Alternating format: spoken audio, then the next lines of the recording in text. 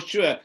Rico, thank you for your time. It's a very interesting topic. It's very thoughtful minds. Yes, you're spreading with our community as well. Rico, my pleasure. My pleasure. I'm sorry, not Rico, Matsu. That's an unrelated Okay. story. But yes, you're right. There's Session. I see. I understand. Magnus is really waiting there. Okay. My pleasure. My pleasure. That's see you. See you later. Okay, and then we're going to the next topic. The next topic is about how blockchain penetrates different industries, and I'm sure that this is going to be with our next guest, Magnus Jones. Rico, the stage is yours. Yes, for sure, and go ahead. Thanks, Sajid again. And hey, Magnus, how you been? Hey, Rico. All good. Thanks. Wow.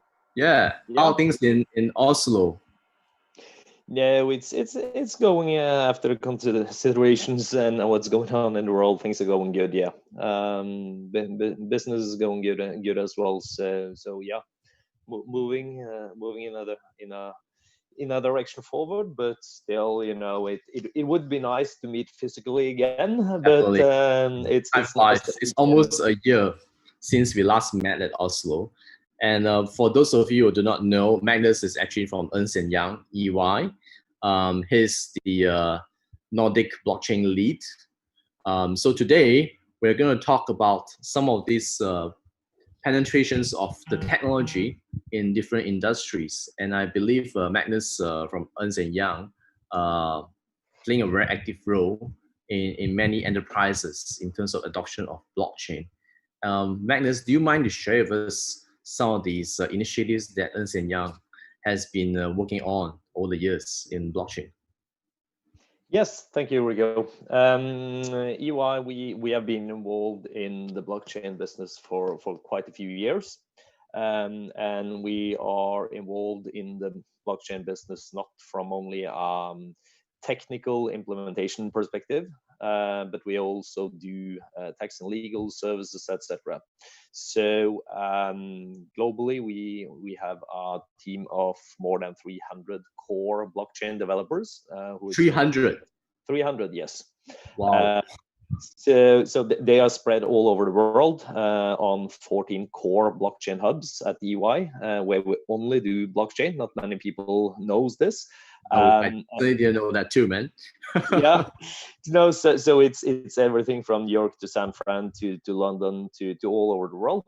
And in addition, we have more than 1,000 consultants like me who has an in-depth knowledge in the area.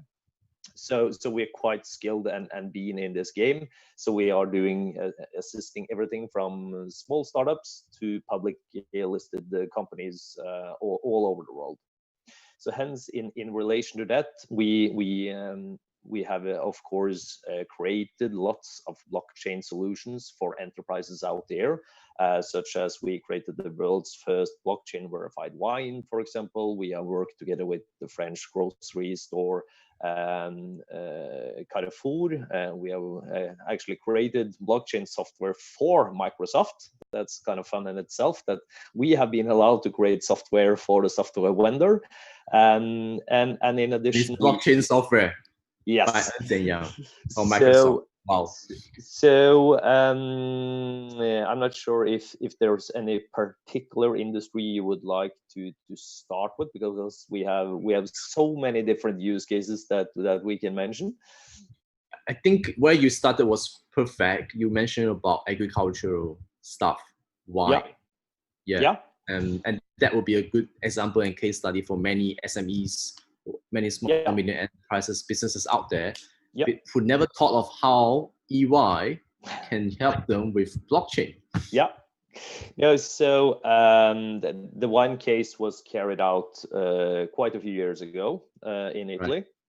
And it's a typically track and trace use case, as the majority of the very first blockchain cases that were out there, they were all track and trace, that you were supposed to be able to track something from A to B to C, follow up supply chain line, and make it more transparent, and try to create trust within that supply chain line.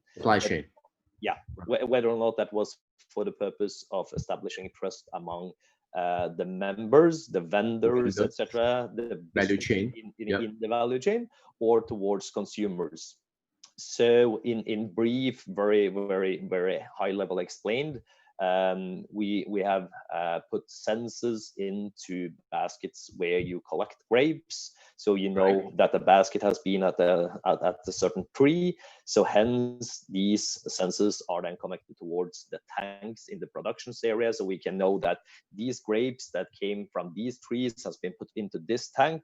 So then it's a further follow on that this case of wine that has been produced from these trees at these ranks at a certain level at these certain degrees are put into a van. So you can measure also vibration in the van, you can measure temperatures, and then it's transferred to a wholesaler. So we can register last pickup point of the wine, so we know where it has been sent, and then it's QR code on the bottle, which the consumer can scan, and then you can get all useful, not so much useful information about the wine, such as these elements, and be able to see the history of the wine. And that's sort of fine by itself, but the challenge out there is that when all these use cases were around in the very first start, say 2016, just before the hype, everyone was talking about crazing a bloody mango or a spare part for an oil rig or a bottle of wine. And that's fine in the sentence that reconciliation work within supply chains normally take days, weeks, month to carry out. So for that purpose, it's a perfect match to do so. But in the majority of cases, you actually don't need a blockchain. Exactly. That's what I was trying to say. How do you apply blockchain? Because it sounds like supply chain management to me. Exactly. So the thing is rather that I would say the actors that were out there in 2015, 16, 17, that started to look into it, that actually understood the potential of it, did it for the R&D purposes of it, to understand and prepare for the future. While there's no secret that a bunch of enterprises out there, and still are just doing this for the PR, the marketing gimmick, to get attention, while they don't understand it. They want to patent their solution. They don't want any actors to join. And if you don't want any actors to join on your private blockchain that you control all the nodes on, well, then there's no use. Then you can just have a Dropbox solution with a password protected Excel spreadsheet. That's sort of the need for it. Yeah. So in relation to whether or not that's the wine case or whatever item that is traced, I would say what we call in Norway pure straight out shit in shit out. It's all about that. So if it's only one vendor who controls the input of the data, you should always be very skeptical towards this, because you can be ensured that to a certain degree, you can at least be ensured that the data has not been changed or amended. That's the one of the benefits of a blockchain. But i.e., if you also control all the nodes as one entity, then you technically and theoretically can also amend the blockchain. Exactly. So hence, you should be very cautious towards when you see a blockchain solution, whether or not and control where the data has come from. That's the key thing.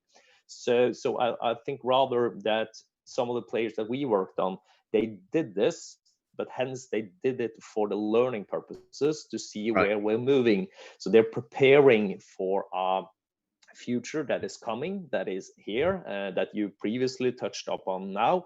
That's what we truly believe in, and that's the token economy in general. And I'm not necessarily talking about that it's going to be a token economy where everyone is running around with non-taxable coins of whatsoever purpose, and everything is totally decentralized, and governments have no control, because we all know that we will not go from a totally government-controlled society into a totally decentralized one. There's a part between there, and we all know that we will have to pay our taxes on this in some kind of way. So what we truly see is more interesting is, you can call it, we have seen attempts from different actors within the so-called stable coin market, where you have a so-called a token, a coin, which is connected and pegged towards a fiat currency, a ordinary fiat currency, such as a US dollar, British pound, yen, whatsoever. And these coins, tokens, they have been some have been traded for straight $1 towards $1, while others have been traded for 80, 70 cents whatsoever, because some actors out there has not been willing to do an audit of whether or not they have spent the income or how they deal with their portfolios. So it has not been necessarily a straightforward issue, but what we see in the market today now is rather when the push, I would say, from Libra, together with the People Bank of China, who has been out there for, I would say, many years now, screaming, wolf, wolf, we're coming with some kind of a digital currency. And that has apparently been quite effectful towards, if you look into what the European Union is doing now, and the European Central Bank, etc., the BIS, the Bank for International Settlements, all of these and all the hype and the fuss we hear about central bank digital currencies today, because I think that the private push there has led to that the politicians has seen that, oh, if China is coming up with something and we have solutions in the market, like various different apps of WeChat or whatever that can actually handle People Bank of China's infrastructure on the back end, and people in Europe start transferring money while using China's economical system, then there's that's a political challenge for the EU by itself, and hence that's why I truly see now that there's a huge push towards getting a digital euro. Where all deadlines and previous due dates has been now rushed forward. We see it in relation to that. We are in dialogue with the various different central banks. Right. So we see now reports that previously was supposed to be issued during the summer of 2021. They will be issued before Christmas now. So there's you can call it a FOMO, I would say, a fear of missing out. That's pretty soon. Among the governments. Yes. So and in addition that we of course have Libra, the Facebook initiative, where they are setting up their trust in Switzerland now. According to my sources, they are just in the end of getting their license granted by FINMA, the Financial Supervisory Authority there. And I personally believe that if they are granted a license, we will see that they will roll out their solutions to at least a couple of European countries. And what I've also heard from my sources is that they will roll it out in a couple of states in the US to start it. And then we have a movement. And in addition, if you plus on to the ecosystem of what the People Bank of China can do, together with also a digital euro, I think we will see a swift movement within the efficiency to sort of get a full usage of the track and trace solutions that you have made, because it's nice to be able to trace something from A to B to C, but while it saves you some reconciliation time, whether or not you save that time at the back end, you will need to have some people who is doing manually the payments, the reconciliations of the customs declaration, issue all the pro forma invoices, do all the, you can call it the manual back office handling anyway. So hence, in order to get the full value, if you are able to execute smart contracts within your supply chain, and then use tokens which are not controversial towards governments or whatever, i.e. like you use some non-traceable token like Monero, Zcash, Dash, Words, whatsoever. If you stick with something like a digital euro, or if governments in your jurisdiction say, well, Libra is sort of accepted here, you can use that because that's pegged towards a euro, so hence it's one-to-one, so no capital gain on loss per transactions. You have an easy way to classify it.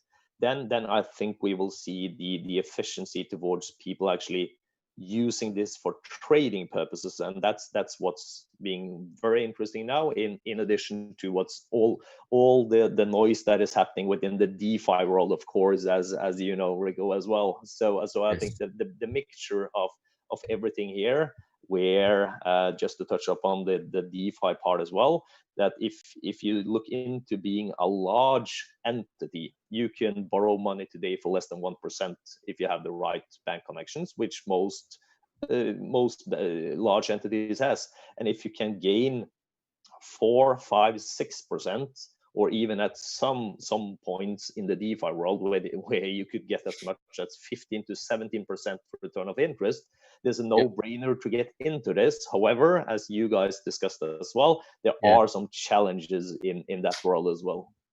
Of course. So it's great that Magnus, you just went from A to Z about blockchain. And for some of us who are in the space, we definitely know what you mean. But for some of them, they're hearing this for the first time, they may be lost after 2 minutes. So let's wind back a little bit, Magnus, if you don't mind.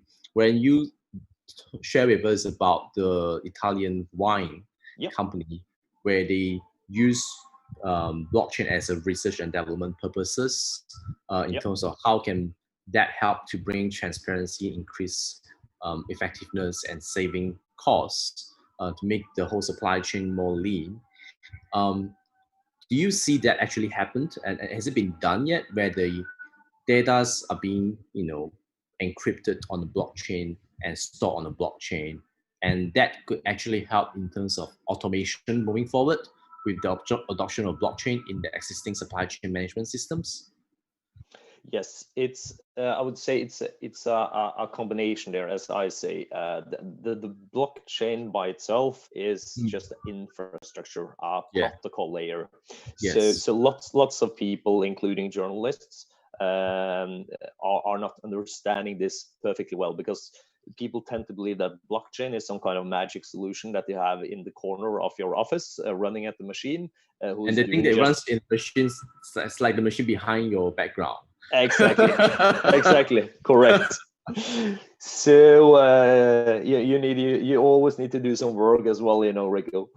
No, so the thing is that it's just a technical solution that is implemented into your existing system. So say when we have created such solutions as you mentioned for track and trace purposes, it's implemented into the existing ERP system of the enterprise. So hence, it's not a standalone solution. It's things that can make things move more swiftly and efficient. Right. So it's all about understanding how you can use it. So say, for example, we have a platform where we can execute a smart contract between a seller and a vendor. So in the real world, if you are to sell that bottle of wine, you will have to, in a normal process, someone is ordering it, then you have a transporter who ships it, you have to register if you receive the goods, then you have to inspect it, then you have to send the invoice. The invoice normally has a due date of 30, 60, 120 or even more days. Yep. And then you will have to check if you have received the payments, etc. You'll have to transfer the legally rights, the papers to the ownerships, etc.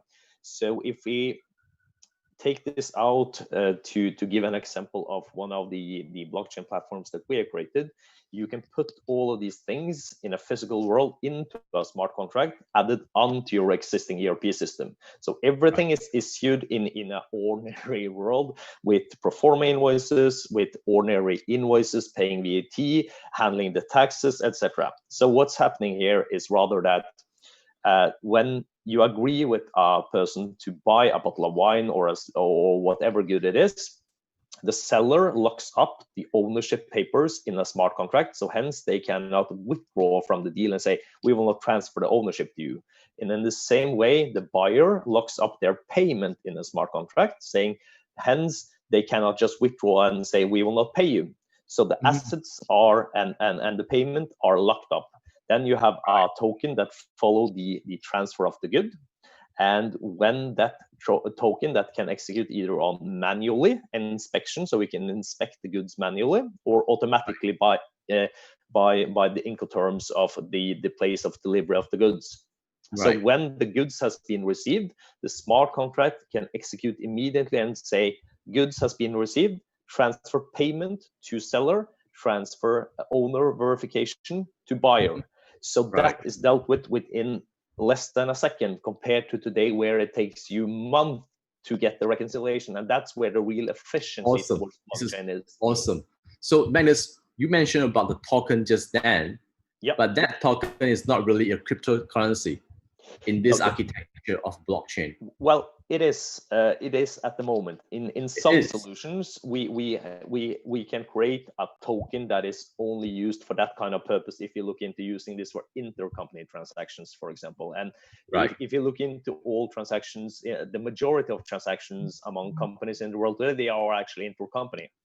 Yeah. So what we can do then is we can say that this token has a value. You can peg it towards Norwegian crowns, to euros, to currency. You can peg it to local currency with that token. Exactly. So easy for calculations and settlements. Exactly. So the company itself, between the seller and the buyer, can agree that this token is pegged towards euros or yen or Norwegian crowns whatsoever. Then hence they can actually execute it. But still on this one, the token is used only for the infrastructure purpose. So the underlying payment is dealt with in fiat.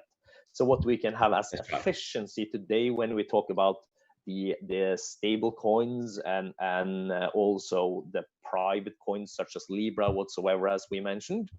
The efficiency towards this is that you can chop off some parties on the back end of the payment clearance. So say if you are to receive a payment today, it depends on jurisdictions, on what kind of banks, and if it goes cross country or not, but it could take everything from at least half a day, if you're lucky, to several days, weeks to receive it.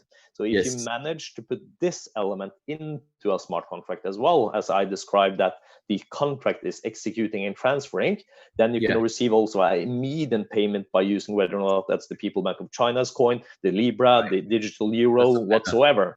So that's where I truly believe we will see the real efficiency of blockchain, not being able to do a so-called decentralized database for transparency purposes, which in reality is not decentralized. It is de facto centralized.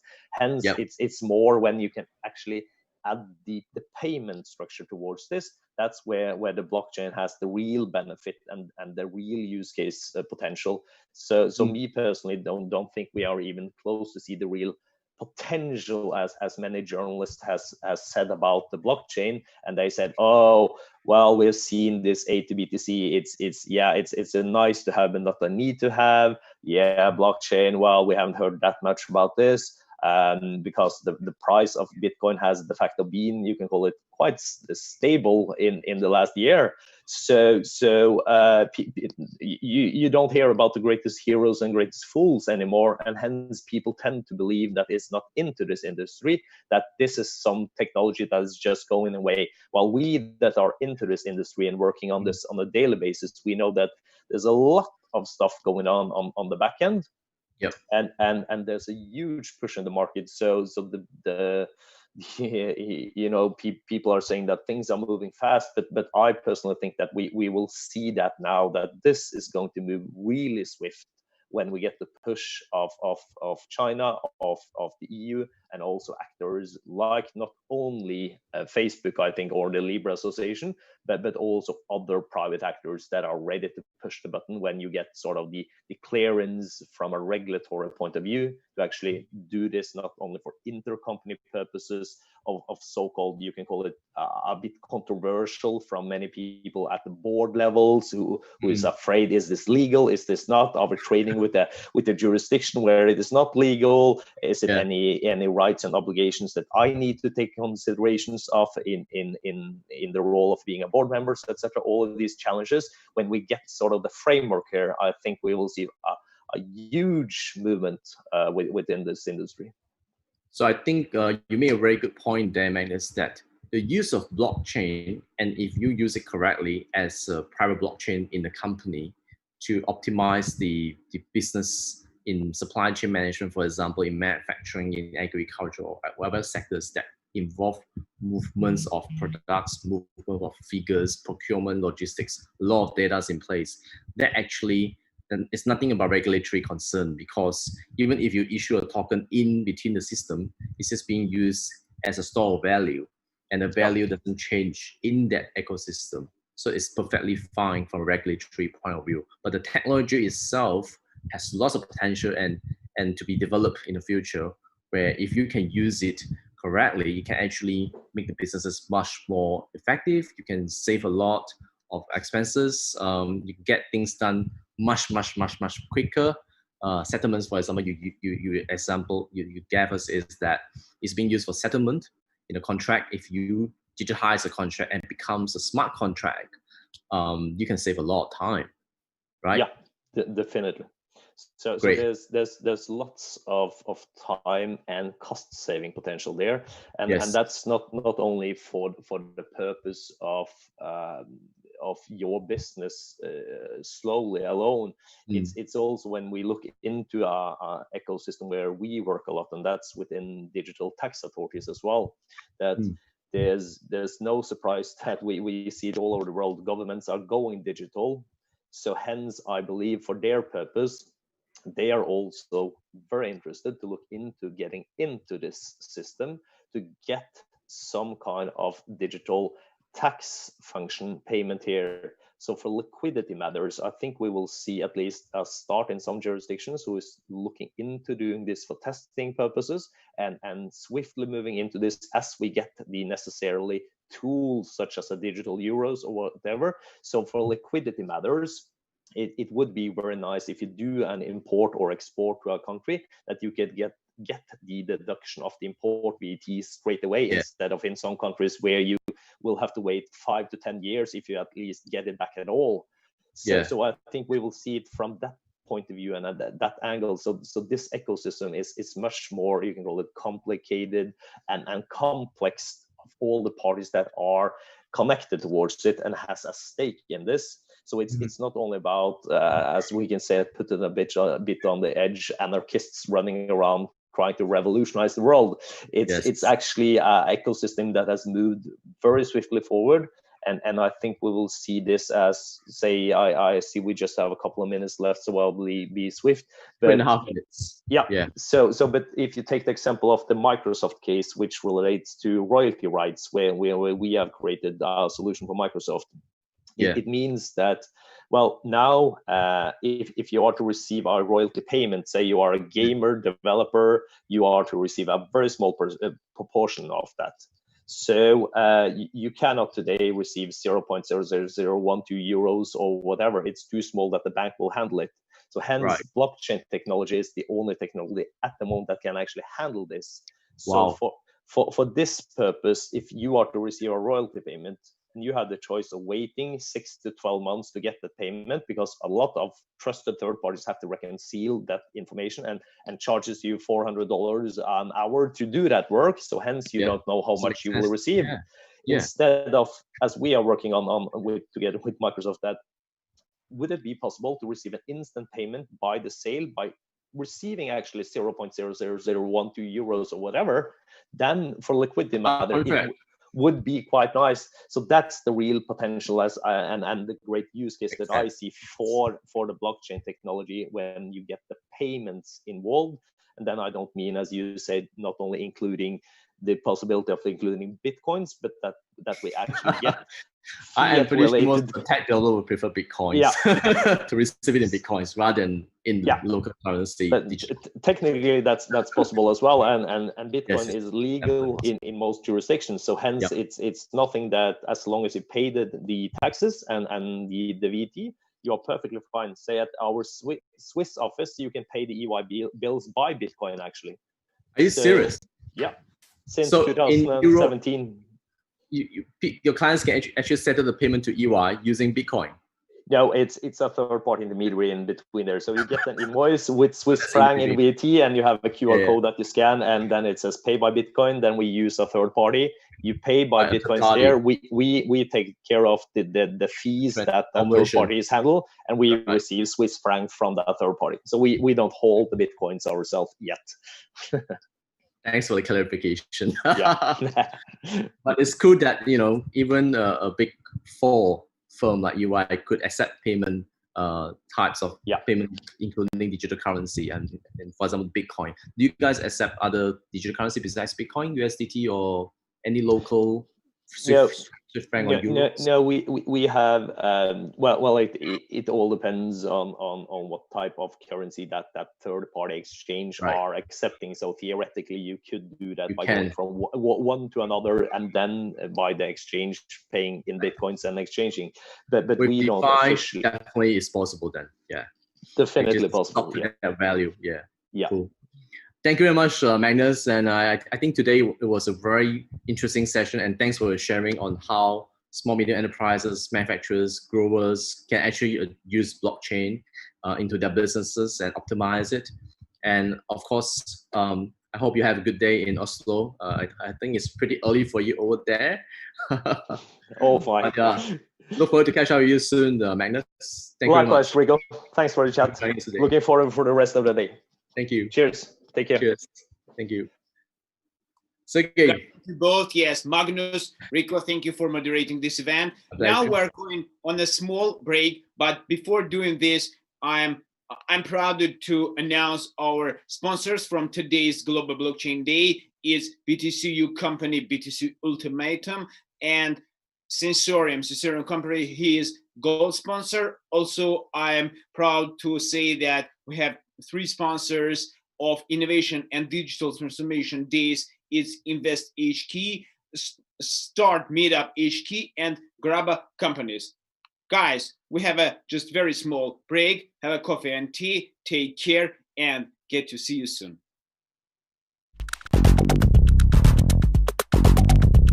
Thanks, Sergey.